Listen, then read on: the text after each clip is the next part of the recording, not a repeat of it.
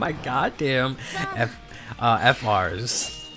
So I had to go and buy some online, and they cost like, I think this is only one at a Texas Vanguard, right? So it's actually not gonna be able to swing into that grade 3. And I couldn't find them, and I had to go pay like $20 to get a playset again. Oh, it's just so aggravating because I just cannot find them anywhere. Because I know while I was messing around between the FRs of this and the FRs of this other guy, right? This guy, and I was just like, meh. And then I decided on the grade 1, and then I put the grade 2, God knows fucking where, and now it's just gone. The abyss. I just threw away $20, and then I'll probably find it in like 2 months and scream into the abyss.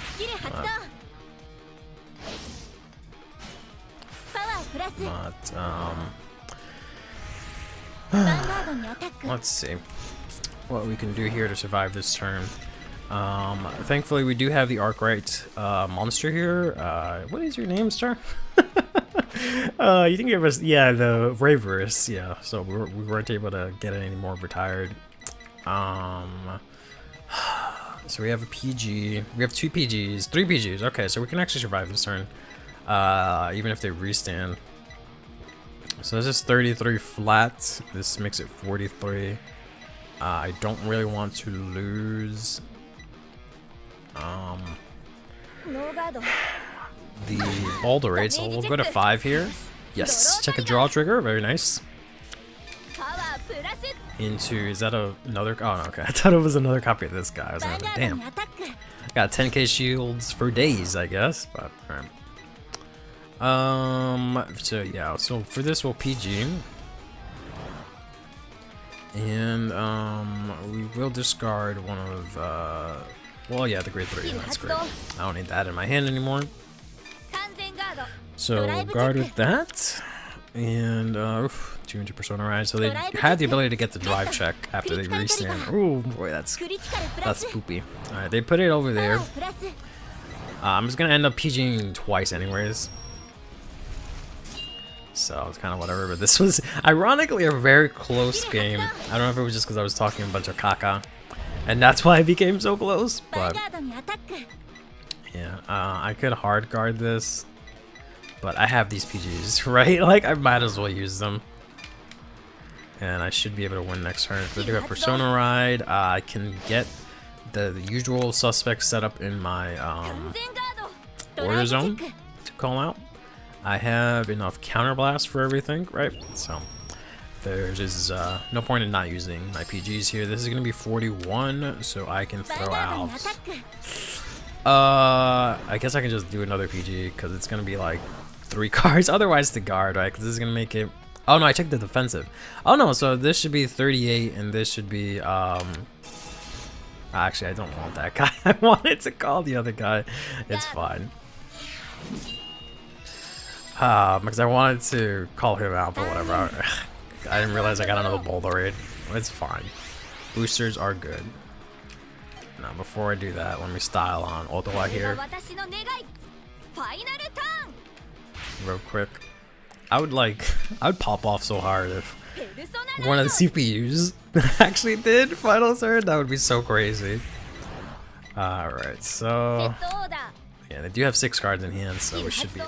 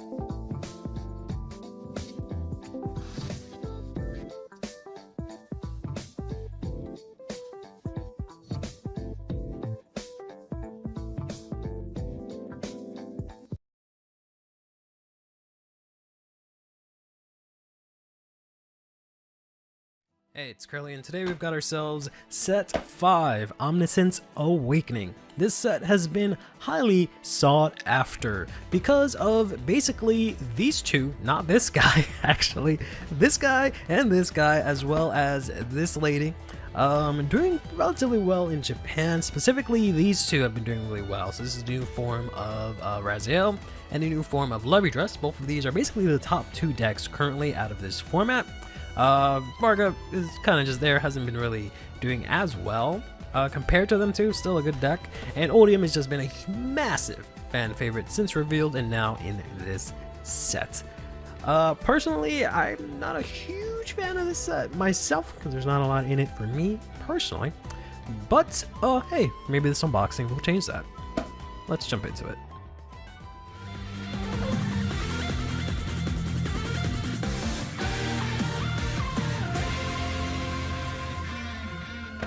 So let's take a look here. We've got ourselves.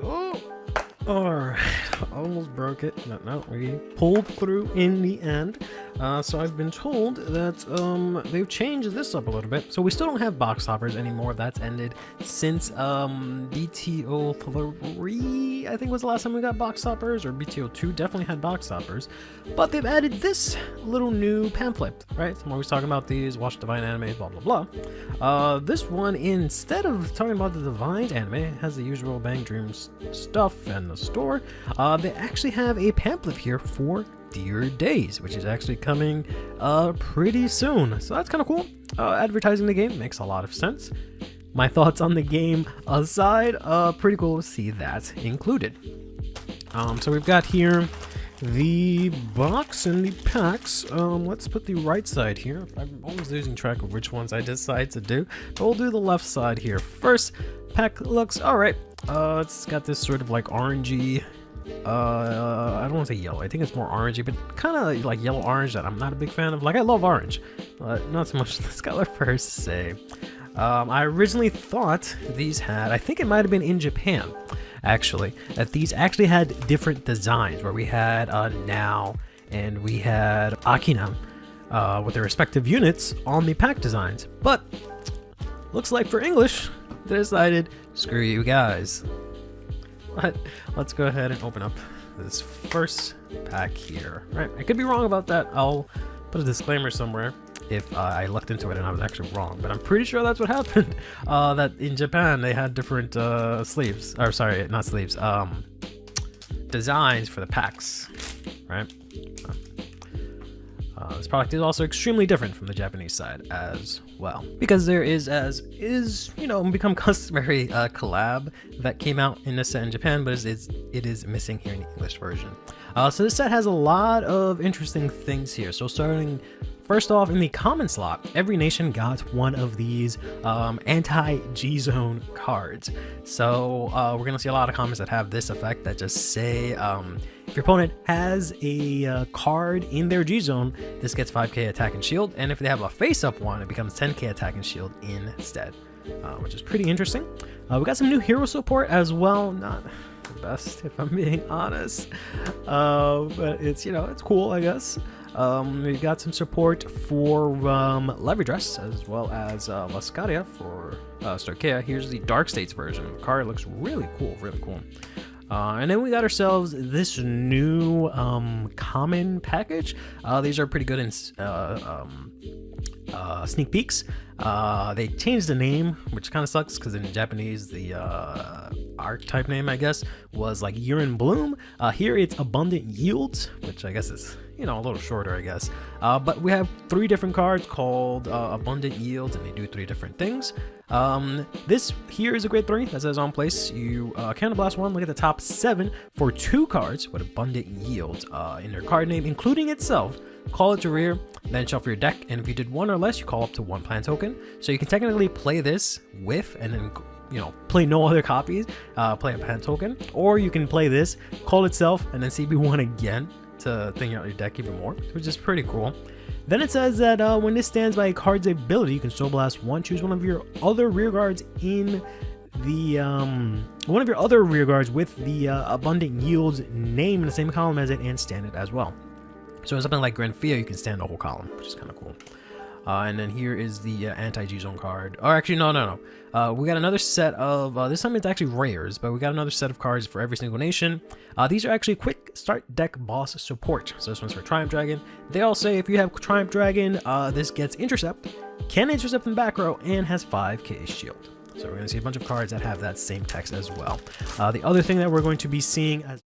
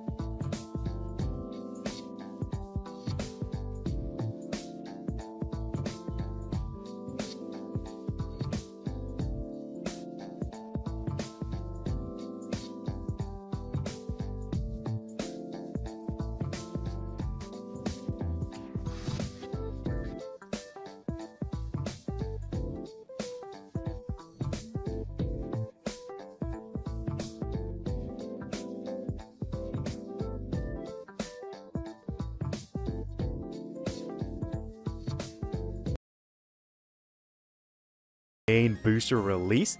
Fear not, because we have the release of the first ever English extra booster in card fight Vanguard history, Cavalry of Black Steel.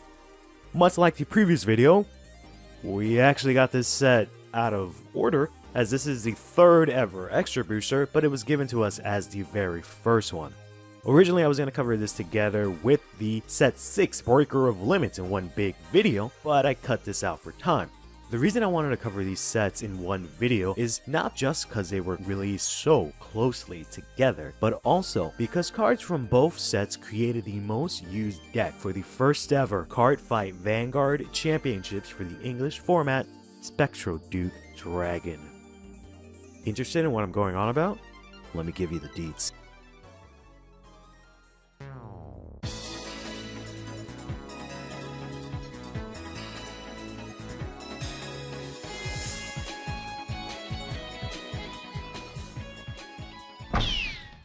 On July 7th, 2012, the first ever extra booster in the English format was released, Cavalry of Black Steel.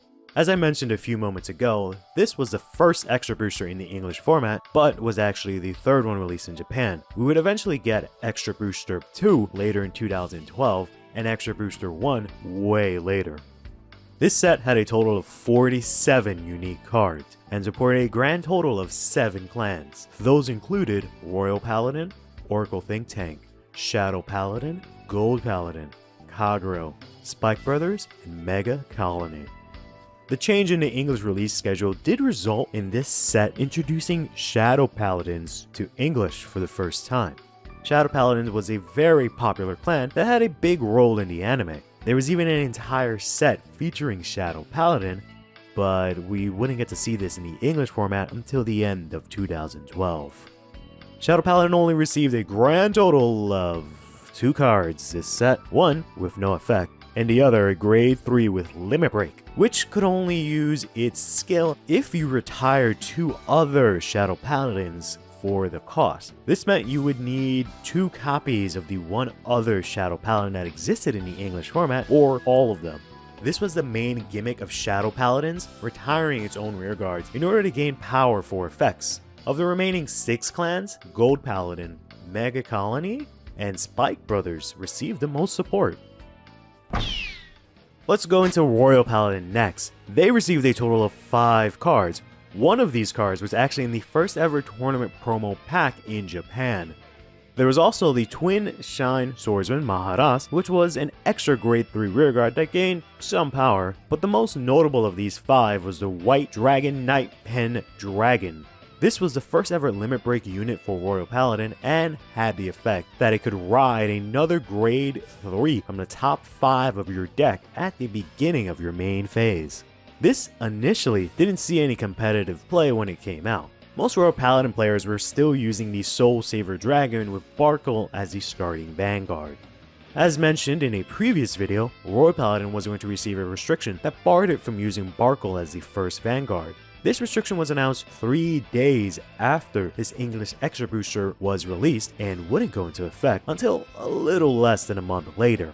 Royal Paladin gets hit pretty hard from this restriction, as in the English format they did not have their support from sets 3, 4, or 5. 5 being the one that made this deck one of the big 3 that we keep talking about.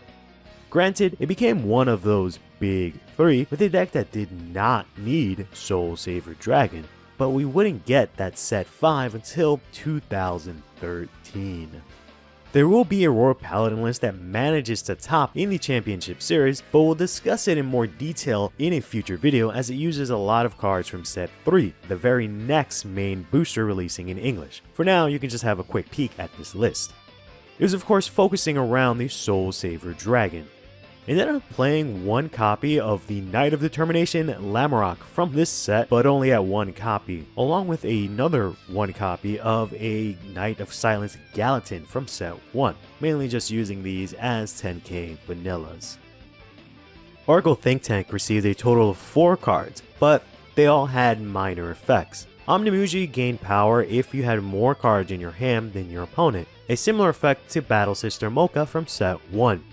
Blue Scaled Deer could Soul Blast 2 and draw 1 card if its attack hit.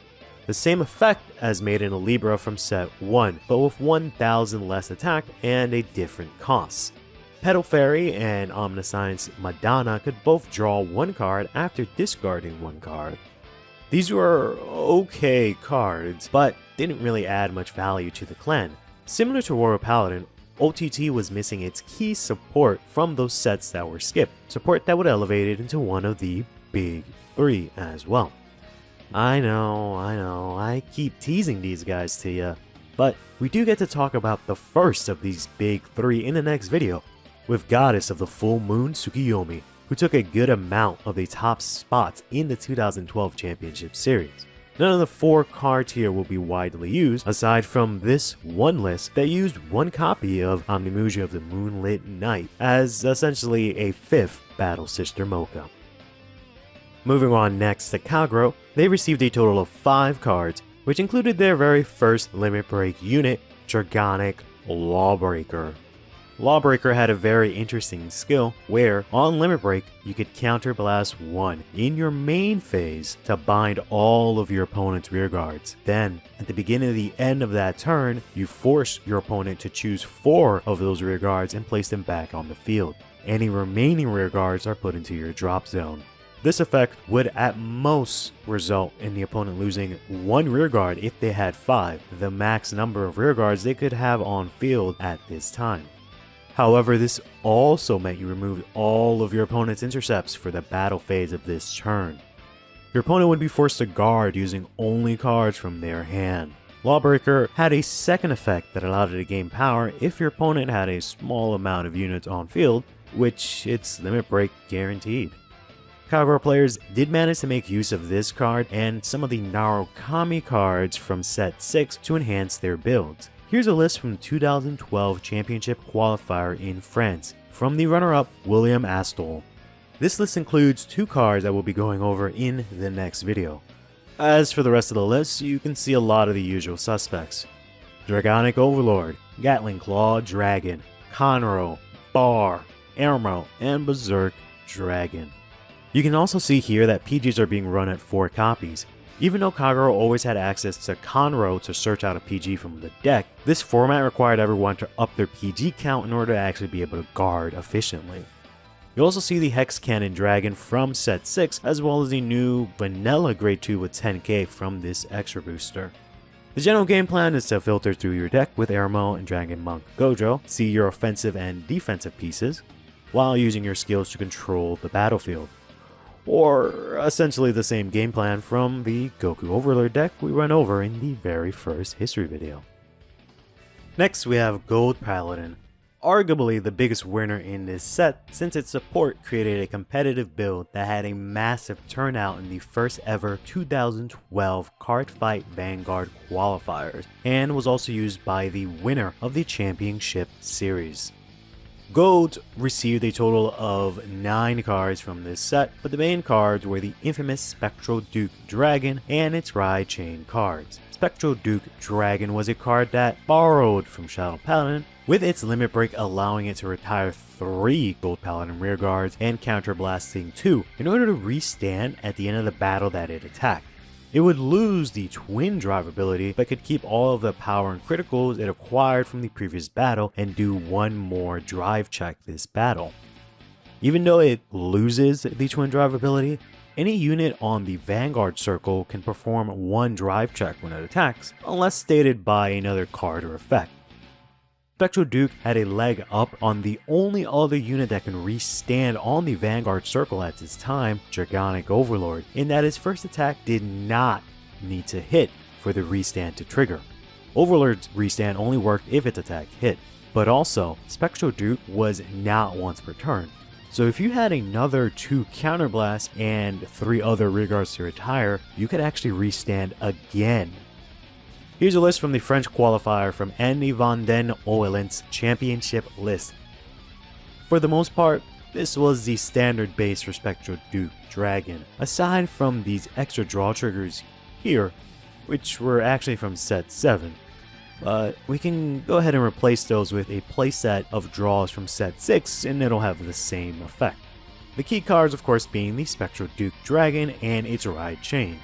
The grade 0 has the same effect as the Ergdeal grade 0 we talked about in the previous video, allowing you to add the grade 2 or grade 3 of the ride chain from the top 7 if you rode the grade 1 of the ride chain over it. The grade 1, when ridden by the grade 2, allows you to retire 1 gold paladin to look at the top 2 cards of your deck and call 2 gold paladins from among them. The grade 2 had the same skill when you rode Spectral Duke Dragon over it. This call allowed the deck to be very aggressive from the get-go, since you could potentially get 2 rearguard attacks to pressure your opponent almost every single turn. This allowed you to close out the game with your Spectral Duke Dragon when you rode into it and its multiple drive checks in a turn. We can also see here the triple rare from set 6 in Vivian, who could also pull a card from the top of the deck for Counterblast 1 when her attack hit. All of these effects had the wording up to, which means you had the option to call or look at less than the maximum amount, or even call none.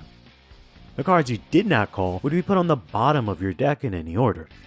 You could use this to perhaps not call out your triggers, but players of this time typically called their triggers out anyways, as an extra unit or 5k attacker / booster in the case of a trigger was way better than just not having it at all. Triggers could only give 5k power when they are checked, and units that aren't triggers only had 5k shield, so adding a 5k booster to the board greatly increases how many cards your opponent will need to use to guard for that turn. The Spectral Duke Ride Chain was one of the main strengths of the deck. By giving up 1 rearguard, you can replace the rearguard and get another rearguard while not losing any cards from your hand. In addition, the next turn you'll be able to do the same thing again, slowly swarming the field while still not playing as many cards from your hand. This exchange would always result in a +1, or in other words, you would always gain 1 more card than the cost you paid to pay it. This allowed Spectral Duke Dragon players to guard with ease, while not losing out on any offensive output at the same time. You could also count the top 2 cards of your deck as an extension of your hand, meaning if you didn't have the right units in your hand, you could still get it from the top 2 when you rode. To be honest here, I might be upselling the ride chain, as you still needed to actually hit this chain, which wasn't always guaranteed. If you played 4 copies of the grade 1 Woltimore in your deck, the odds of you actually getting it in your starting hand before Mulligan is only roughly 31%. The Spectral Duke Dragon would also be an 11k base Vanguard, thanks to the effect of the Ride Chain. If you had the grade 2 of the Ride Chain in your soul, Spectral Duke would gain an additional 1k power. We've mentioned this before, but before 11k Vanguards became the standard, it was very useful during these early times in stopping attacks if your opponent didn't have a booster or their own 11k base Vanguard. This is true for the Ride Chain as well, as the grade 1 and grade 2 had a similar effect, allowing them to be 1k higher than most units, which required a booster or attacker in order for your opponent to attack into them. If the Ride Chain was missed, players could always just ride the 10k and 8k units that were used in the Ezel Ride Skip chain to continue having these high attack Vanguards. During this time, outside of stand triggers, not many decks could do more than 3 attacks in a turn. If a Spectral Duke Dragon player attacked with their Vanguard and checked a single trigger in that first attack with a booster, they could go up to a total of 23k power in that turn. An opponent with a 10k base Vanguard would need to spend a minimum of 2 triggers with 10k shield or 3 cards with 5k shield to fully guard this attack. After the restand, the typical attack pattern meant that you would retire your rearguards in an L shape. 2 rearguards in a column that already attacked this turn, and the booster behind the Vanguard. This allowed you to put triggers on another unit if the Vanguard attack was not guarded. Anyways, if the following Vanguard attack swung without a booster but had some trigger power, it would be 16k. Since there was still 1 drive left, it could reach a total of 21k. This meant that, yet again, your opponent would have to use 2 triggers with 10k shield or 3 units with 5k shield to guard this attack. That's a total of 4 to 6 cards for only 2 of these 4 attacks.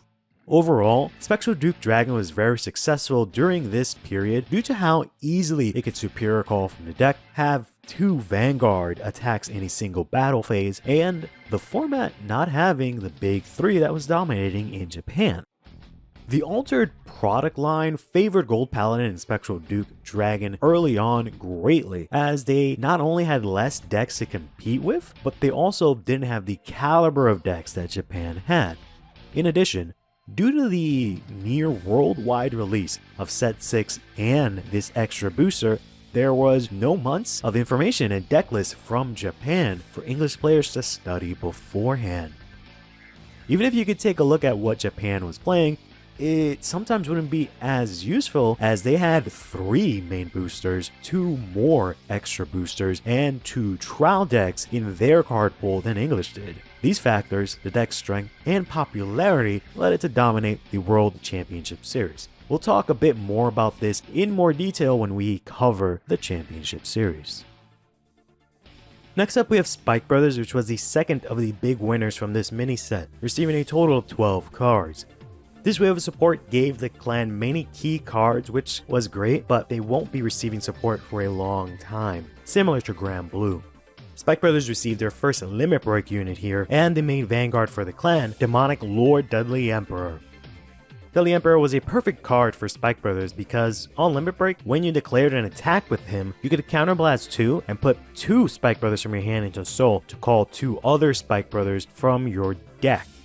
These cards had to be called on open rearguard circles, but this was no issue for Spike Brothers, thanks to their initial wave from set 1 that cleared themselves from the field after attacking. These grade 2 and grade 3 now had a grade 1 counterpart in the Reckless Express from this set, who shared the same effect as Soul Blast 1 when at attack to gain 5k attack and then put itself at the bottom of the deck at the end of battle. These cards in combination with Dudley Emperor allowed Spike Brothers to score 5 attacks in a single turn.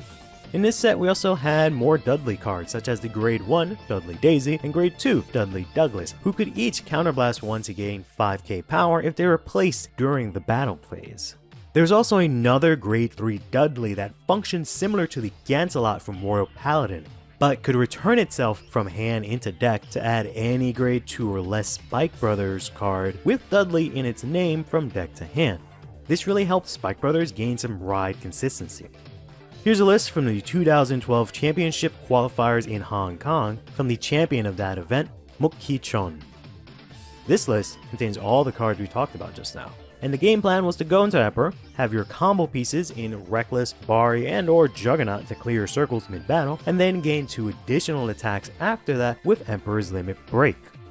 You can even call the same cards you just put back into your deck that battle phase, and use their effect to Soul Blast and gain power yet again due to the cost of Dudley Emperor putting 2 cards from your hand into Soul.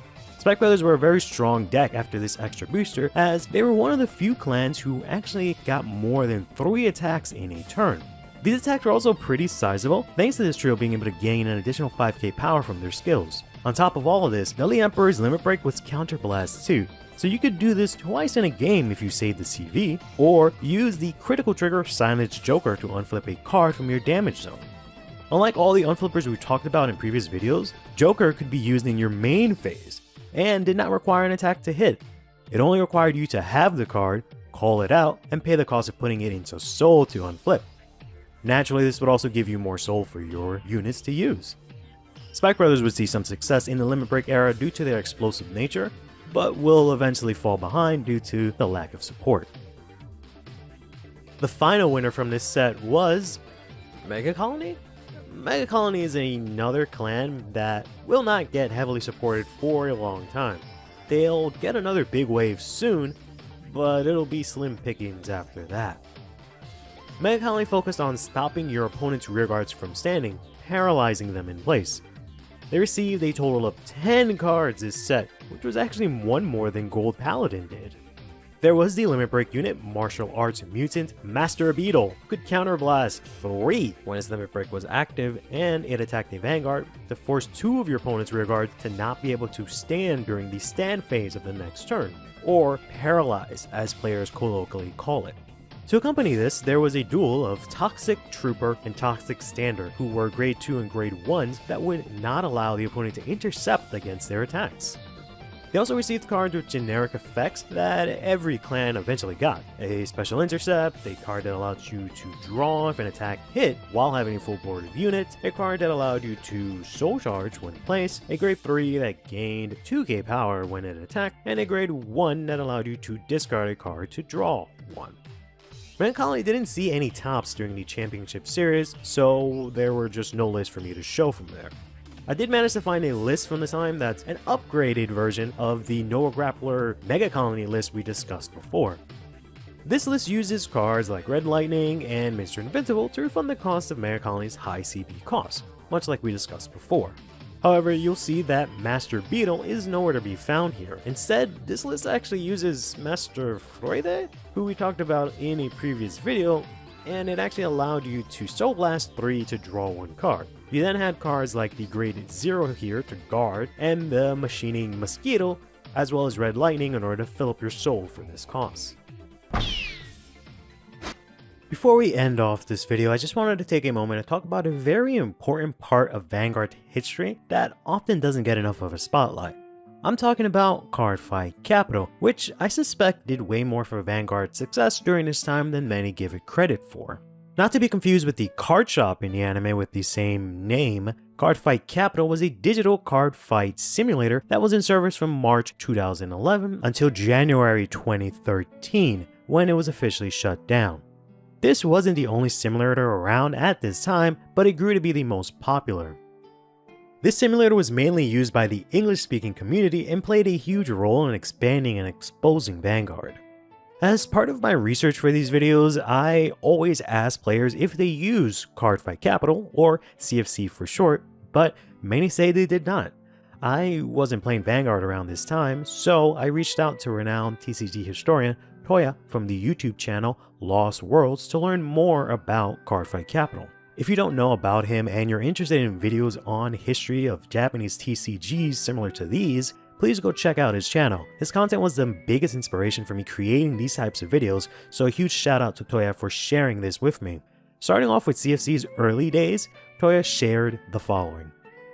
The program was originally published in March 2011, shortly after the first booster set and trial deck launched in Japan. It was created by Devourer of Souls, who previously created Duel Monsters Expert. The program was one of many hosted on Beyond, a website and service for easily setting up online games. Small side note, but for those who don't know, Duel Monsters Experts is a game in Beyond to play Yu-Gi-Oh! Digitally. I actually think I played it in some point in my life. Anyway, Toya went on to say, It started out very small and grew into the most played game on Beyond for a while. Over 2,000 players, more than 100 concurrent users on the main server at any time. After the shutdown, it became much harder to bring anyone into Vanguard because of the low urban density outside of Japan. During the CFC era, you could teach the game online and those players will go out and start their locals. Toya shared many screenshots of the game with us and gave us a rundown of the interface. This is what the main area and the chat box look like. The sword icon means the players engaged in a fight. The blue square means they're in deck editor, and an eyeball means they're spectating someone else's fight. Here's one of the fights in progress. He also described a memory he had with CFC. The game started out with just Card Capital as a room which was periodically updated with more polished tile sets, but CFC quickly got overcrowded, so the developers created a second lobby based on Card Shop Handsome. Everyone started in Capital by default and manually jumped over to Handsome in a navigator menu whenever Capital got crowded. He also described a memory he had with CFC. There was one update late into the game's life where they added Card Shop Sai. Except every time you tried to go to it, you would get lost and wind up at the beach. It was really an exciting time, but I think it only lasted 2 months before the official shutdown came in. I remember testing a lot of BTO 9, Infinite Phantom Legion, Celestial Valkyries, and creeping Dark Goat Shadow Paladin decks around this period. Like many do today, heck, much like I do today streaming on this very channel, players would start playtesting cards the second they were revealed. Toya went on to add why CFC was not really used in Japan and was mainly used anywhere else. There was no real Japanese usage of CFC for a couple of reasons. Home computer ownership in Japan was actually very low at the time and didn't pick up until 2018. Beyond is 90s software, not designed for phone usage, so you had to at least have a laptop to play. Another reason was the greater proliferation of hobby shops and stronger urban density. Vanguard was a much bigger game in Japan, partially because the country is physically smaller. Canvassing the entire Yamanote line in Vanguard ads is easier and more impactful than buying a billboard space along the Interstate 90. Overall, CFC fixed a huge problem that physical TCGs, including Vanguard to this very present day, have: accessibility. If you live in the US or other countries outside of Japan, visiting card shops regularly isn't a thing for most people that don't play TCGs. There also isn't one on every corner like you would see at Starbucks or a corner store. For those that have shops near you and can go regularly, stay blessed. But for many people, card shops are rare and possibly really out of the way.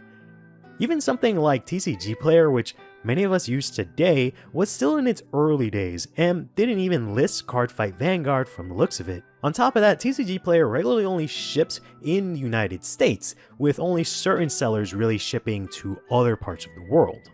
This was why it was so huge, and I made such a huge emphasis in the previous video about you being able to go to a Walmart to get whatever you needed for your everyday needs, and randomly there would be trial decks for Vanguard there. But even if you could get your hands on these trial decks, it still didn't mean you can actually play the game, since you still needed someone to play with. CFC removed so many of these barriers, as you only needed access to a computer and an internet connection to play Vanguard, something that was common enough in the US and many other countries outside of Japan by 2011. This accessibility allowed just about anyone to play the game, but also gave an easy way for anyone to introduce others to the game, which helps grow the community. I feel this has a powerful cascading effect that will always be stronger than any type of marketing. Like Toya mentioned, CFC had a large community that really helped a lot of Vanguard players stay in the game. Unfortunately, CFC had to shut down after receiving a cease and desist. This won't be the last time we have similars throughout the history of Vanguard, and there are even some attempts from Bushiroad to create official ones. This will also not be the last time we touch on CFC either. Were you a part of the CFC era? Share your thoughts below so you can share CFC as part of Vanguard's history. This was an amazing time for Vanguard. For the first time ever, it finally felt like the whole world was actually playing Vanguard, much like the scenes that they would depict in their anime series. It's very reminiscent to what it's like right now leading up to the Divines era, where there's a lot of excitement and a lot of new potential players eager to play Cardfight Vanguard. While the game never reached the status of number 1 or 2 or 3, it was definitely thriving at this point in time. We'll continue to see Vanguard's success as we venture forward into its history when we go from set 6 to set 3? Till then, take care of yourselves and each other, play Vanguard, and have yourselves a damn good one.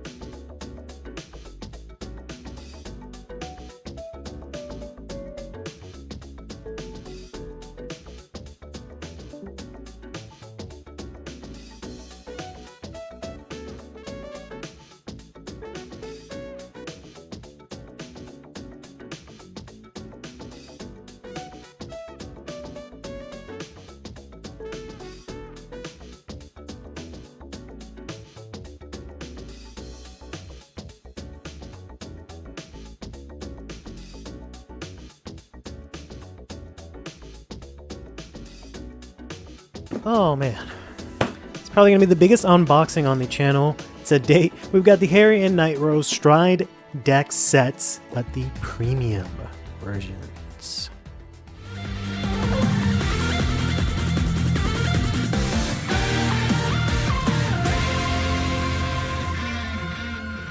So we'll do these one at a time. We'll start off here with Harry, because it's the one that I'm probably going to play the most, maybe. But it's also in order, because this is 02 and Night Rose is 03. But, so, funny story. I actually got myself, the Shiranui premium deck set, because it was Shiranui, and I was like, alright, I'm probably going to be forced to play this for the next year, because it's Shiranui, right? So I might as well get it in shiny. And it actually came missing. The deck box came missing inside of the premium deck set, and I actually had to talk to Bushiroad, I guess NA North America, for them to actually send me a box after, like, you know, a while. But they actually sent it, which was really cool.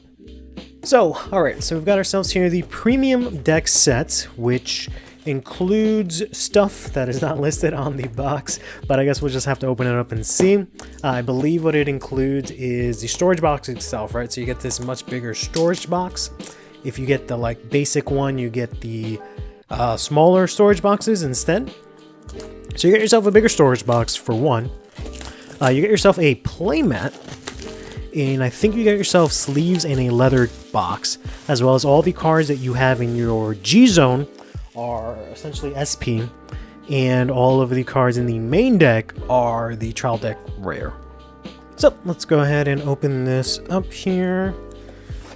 Whoa, yep, just as I had mentioned. So we got ourselves here the deck box, the mat, the cards, the sleeves, which have been double controversial.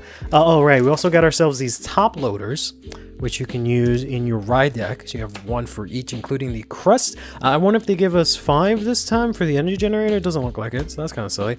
And you have these garbage fighters coins, right? So let's go from biggest to smallest perhaps here. So that's the storage box, right? Here is the playmat. So let's go ahead and open that up.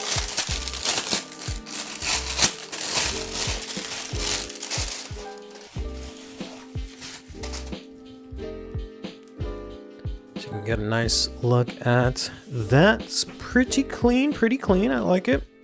Looks pretty nice, right? The colors look nice. Harry looks pretty good. Yeah, that's what it looks like. So not that bad. Put that away for now. Here is the deck box. Sorry, now I'm a bit zoomed out because I wanted to get the mat. Well, we can zoom in a second here. So this is the deck box. Right, so here's what the deck box looks like. Looks pretty nice. It's very much similar to the actual mat, basically. You just put it on the deck box, and it's presumably leather. I don't know if it's actual leather or just pleather. But it looks the same as the ones from before. I guess the only real difference is that this is here. This used to just be like a loose, like, tissue paper, but it's slightly different this time around. But it has these magnets here that, you know, clamp it shut. The bottom here, for mine at least, juts out more than I would like it to. But that just might be a manufacturing defect, or just how they are, or maybe I'm just being picky. But yeah, I don't know, it just seems like you see it from like here, like that just seems pointier than it should be.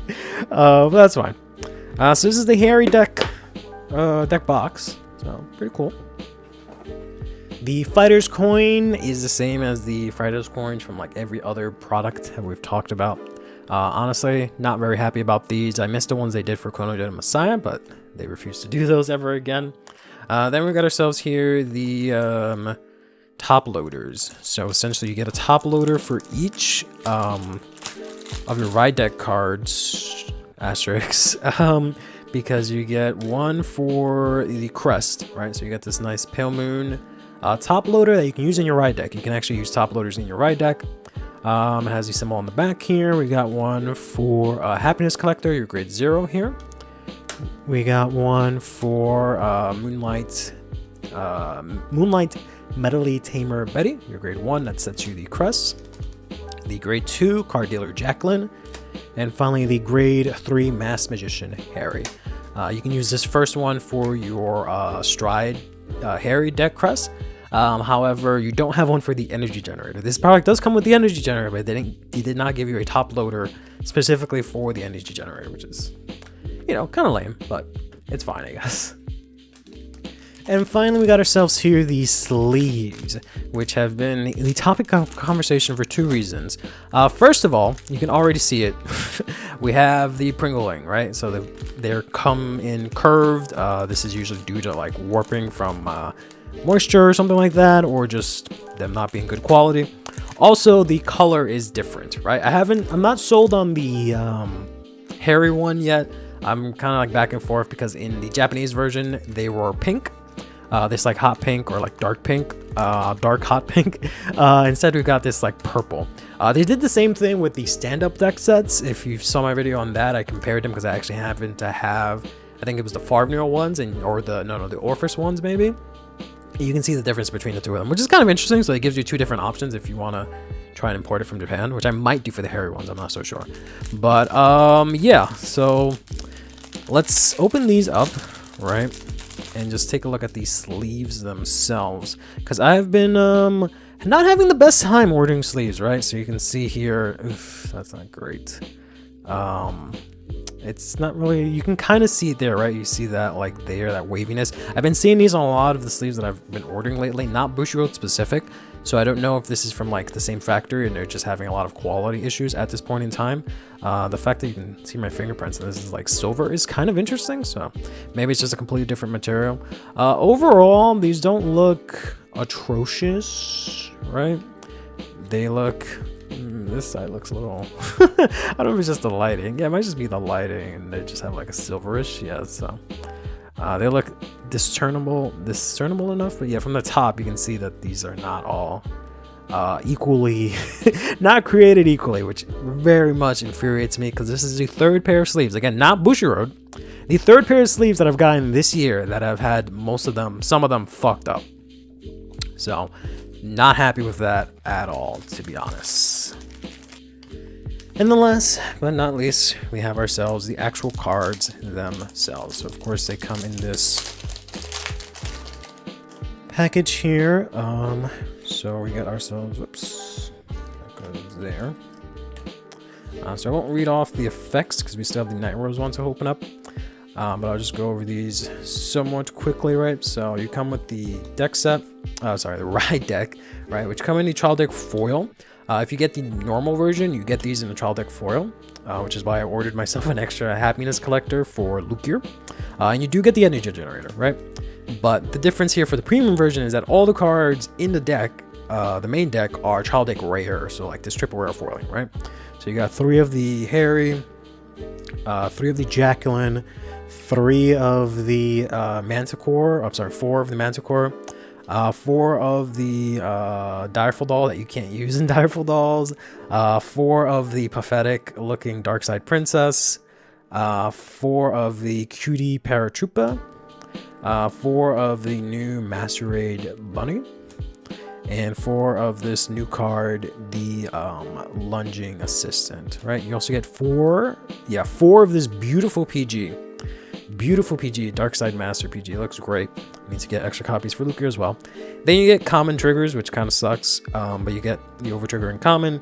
You get the Festival Collection Dark Stage triggers, Festival Collection 2023, which is nice because I really like these triggers. I really like Swanky, I really like Silk Actress, I really like Intrepid Spinner here. You get 3 of her. And finally, my favorite Hue trigger, I want to say, for Dark Stage perhaps, aside from like maybe the World Original one, but you got the Gambling Juggler here. Looks very nice. And then finally the G-Zone here is in this full art SP, which looks amazing, right? You get 1 of each stride. You have 2 strides, right? 4 copies each, a full play set. In the like basic version, you get 1 of them in this art, the other 3 in like I think triple rare foiling or something like that. But this is the Dragon Masquerade Harry. Looks very nice. You can even see the texturing right from like the light if I do it that way, right? So you can see the texturing on it. So these are really pretty. The one thing Bujiro does right is these, at least, except for the fact that Japan has different foilings, as they always do, and they always give us the same basic foiling. But yeah, you get 4 of these, and then your first stride here, that's your second stride, and your first stride here is the Lunatic Dragon. Looks insane here with the shatter foiling at the bottom, right? Looks really cool. So you get 4 of those, and then you get 2 copies of the crest for whatever reason. I don't know why they always give you 2. So this is like the special one, right? The one I have here with the purple lettering. This is the one that comes with the premium one. In the basic version, you get this crest, right? And then you get the energy counter. So pretty alright product overall. The cards in here are decent. The fact that it comes with an energy generator is nice, but of course they did the classic Bushiroad thing where they decided to not print multiple copies of Betty. So if you want to play her in premium, you have to order multiple copies of this, which I think is fucking stupid. Alright, so we've got ourselves here the Night Rose one next. Let's go ahead and open that. Or first, if you skip to this part instead. Go ahead and open this. We might go a tiny bit quicker, maybe not, I don't know. I did the Harry one first. And they basically have the same thing, just, you know, obviously themed differently. So, voila. I do have to say, I think I like the Night Rose one better. I believe it is better looking, because Night Rose looks really nice, right? Both versions. So here is the box, right? So this is the premium version. In the basic version, you just get a smaller box, which is like half of it, which you can use as a storage box. If you get the premium, you get double the size. The premium version comes with the shitty paper fighters coins. It comes with a leather deck box. It comes with a playmat. It comes with top loaders for your ride deck, including the stride deck crest, not the energy generator. And it comes, of course, with the cards themselves as well as sleeves. So, which we'll get into the sleeves in a bit. All right, so here's what it looks like. You got the things that I mentioned. Fighter's coin is okay, here it is. I was gonna say, is it missing? Not that I would care that much, honestly, but that would be funny. So let's take a look at the mat here, right? Let's put this on the side. Let's open up the mat here real quick.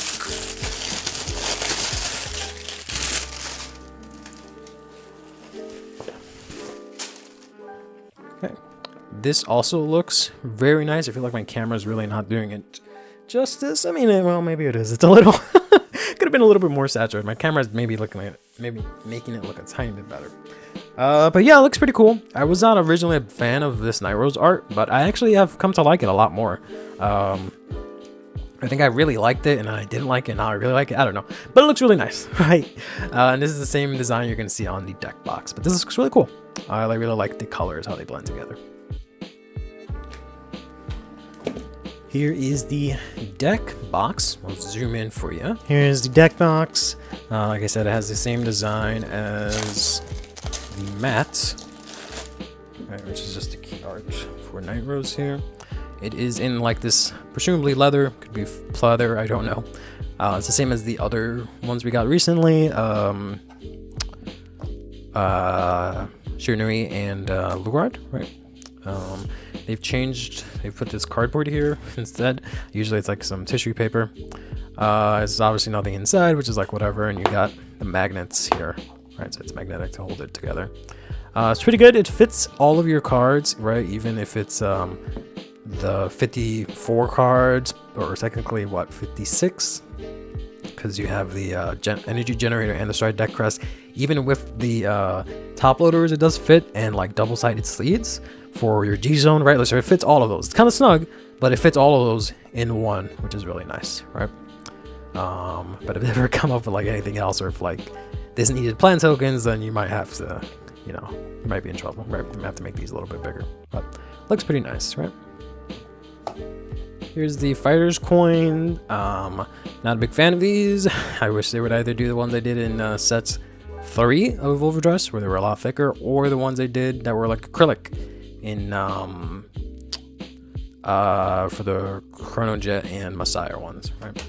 Then we got ourselves here the top loaders, right? So they give you 5 top loaders that you can use.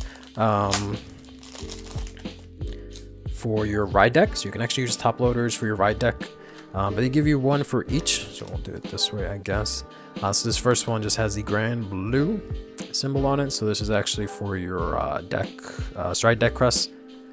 Then you have your starter here, the undead or undying departed Ganache. Then you have yourselves the crest setter, which is the parting shade. You have yourselves your grade 2, the pirate swordsman Columbard here. And finally you have yourselves the vampire princess of Night Fog, Night Rose, right? So you can put these in your ride deck. For all 5 cards, you need an extra one if you want. An extra one of these, which I'm assuming this might become kind of expensive because you can put your energy generator in that. But this only comes with these guys, right? And then finally the sleeves here, right, before we get to the cards. So the sleeves have been kind of the subject of controversy. Kind of already went through this in the hairy section, but these are actually better, right? The hairy ones I had were like a lot more pringled, but a lot of these have been becoming pringled. I think it's just a general sleeve thing where it's probably just a product of shitflation, where companies are just using shittier products to try and charge you for the same amount. But these are actually really, really, really nice, right? The hairy ones, not so good. But if we take a look at the top section here, they're a little like, you know, folded and whatnot. But this is way better than the hairy ones, to be honest. Because I've had a lot of them that, not just Bushiroad ones, but just sleeves in general, where the quality has been great. But these, maybe these aren't as good as I thought, but like this isn't so bad compared to what I've been seeing, right? So. The other thing that they did, if you've noticed, is in the Japanese version, instead of blue, it was actually the same color as Night Rose's sword. So it was like this bright green. I didn't really like that much. I like the blue better personally, but I still kind of like that they use different designs for English or international and Japan, because you can technically get the option of both if you want to import them. So, but I personally like the blue. Finally, we got ourselves here the cards, right? So let's go ahead and open that up here. So you get yourself a lot of cards. We'll go through it somewhat quickly. I won't go through each card individually. But you get yourself the ride deck in trial deck rare here, right? As well as an energy generator. Okay. So if you get the original version, or the base version, you get these, right? In trial deck rare, and the rest of the cards you get 1 copy of them in trial deck rare, and then the rest are in like common foiling. But for premium, you get all of them in this trial deck rare, right? So you get 3 of these, we get 4 of the Nightstorm, only a single copy of the Crest Setter because they don't give a shit about premium. Got ourselves here 4 copies of the Necro Lazy, 4 copies of the new Marauding Shade here, 4 copies of the new Cam the Ghosty, basically for Lander, the new Tommy the Ghosty Brothers, then 4 of the Necrobone, and then 4 of the Water Spout Dijin, which looks really nice. Then you get the rest of the triggers in base rarity, common, but they decided to do, for Harry they did the trial deck, the Festival Collection triggers for Dark States, but for Night Rose, because it kind of fits the theme, they did the Zorgo ones essentially, right? So the ones from set 1, they reprinted them, which is pretty cool, right? Because you can't really get these triggers anymore. Granted, you could have gotten these in like Hollow back then and all that jazz, but yeah, it's kind of nice to see a common printing of these triggers again. And then the main thing here is the stride, right? So this is the Night Rose stride, and it looks beautiful, right? They have these full SP art with texture. If you get the base rarity, you get 1 of these for each stride, whereas like if you get the premium one, you get all of them in this rarity, which looks really nice, right? So you have 4 of those. I think I picked up an extra one here, but yeah, 4. So I don't think I'm getting ripped off. And then you get 4 of the Obadiah. Looks really cool. You can see this like light-ish behind him in the foiling, so it looks really cool, right? And you get yourself 4 of those. Then you get yourselves 2 crests. For whatever reason, It's almost like if you could play this in premium or something like that. If only they give you extra copies of the cross setter. So you get this special one in the premium version, which is like super foily, and then you get this normal one otherwise, right? Really, it's just here and it has like extra foiling around the frame. But this is the base version, and then you get yourself the crappy energy counter. And that'll do it for this massive unboxing video. Let me know what you guys think of the deck set, or if you have any questions, any comments below. Till next time, take care of yourselves and each other, play Vanguard, and have yourselves a damn good one. Stand up. Vanguard. I'll draw. I'll discard this goat so I can ride shares, and then energy generator. Pass turn. I'll stand and draw. I'll discard a critical trigger in order to ride Kashu Kimitsu Sento. Since I went second, I'll draw one card. Then I'll also get an energy generator. And since I went second, I'll get 3 energy. I'll play a copy from Forge from my hand. I'll then activate it, I'll rest it, choose a card from my drop that does not have heal or over trigger from among it, put it on the bottom of my deck. Then I reveal the top cards of my deck until I see normal units equal to the number of Forge that I have in my order zone. I can then call that unit as rest. Then, since it's equal or less than grade to my Vanguard, I can stand that unit. I will then shuffle my deck. With that, I'll go to battle and I'll attack your Vanguard for 16. No guard. Drive check, front trigger. My front row gets plus 10k power. Damn. Critical trigger. 10k to my Vanguard. Pass turn. And draw. And then energy 3.